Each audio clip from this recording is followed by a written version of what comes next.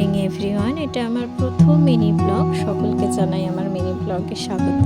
দিদি, আমি, বোন যাচ্ছিলাম আমার দিদি বাড়িতে, আর আমাদের পুচকু আর বৌদি যাচ্ছিল বৌদি বাপের বাড়িতে।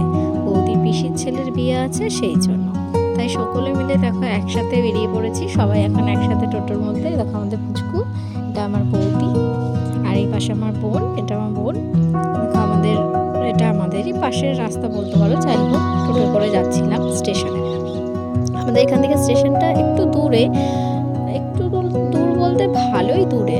প্রথমে টোটো করে যেতে হয়, সাইকেলেও যাওয়া যায়, আমরা অনেক সময় সাইকেলেও যাই। আগে তো বেশিরভাগ সাইকেলে যেতাম। যাই হোক, সকলে মিলে দেখো স্টেশনে পৌঁছে গেছি। সবাই বসে আছে, বৌদি ফোন ঘাটছে, আমাদের মনা ঘুমিয়ে পড়েছে, দিদির কোলে মনা আছে। দিদি আবার একটু জামাইবাবুর সাথে গল্প করছিল। ঠিক আমরা কেউ কিছু খেয়ে আসিনি, এবার যেতে যেতে তো অনেকটাই সময় লাগবে, খিদে পেয়ে যাবে সবাই। তাই জন্য এখন স্টেশনে বসে পরোটা খাচ্ছিলাম সবাই মিলে। আমি সবাইকে খাইয়ে দিচ্ছিলাম। সবাই আবার হাত লাগাবে, আবার সবাই হাত ধোবে, এদের আমি খাইয়ে দিচ্ছিলাম। যাই হোক, এদিকে দেখো বোন জামাইবাবুর সাথে গল্প করছে। কদিন পর আমার দিদির বিয়ে।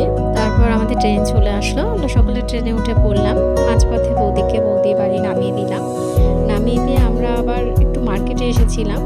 এটা কোন মার্কেট তোমরা যদি বুঝতে পারো বা চিনতে পারো তাহলে অবশ্যই আমাকে কমেন্ট করে জানিও। আমিও দেখি মানে তোমরা কতটা কি চেনো আর কি। আমরা এই দিদির বিয়ে, তাই জন্য একটু ঢুকেছিলাম মার্কেটে, যে দেখি যদি কিছু পছন্দ হয় তাহলে নিয়ে নেব। যাই হোক, এখান থেকে কিছু নিয়েছিলামও। যাই হোক, সেটা তোমাদেরকে পরে দেখাবো যে কি নিয়েছি।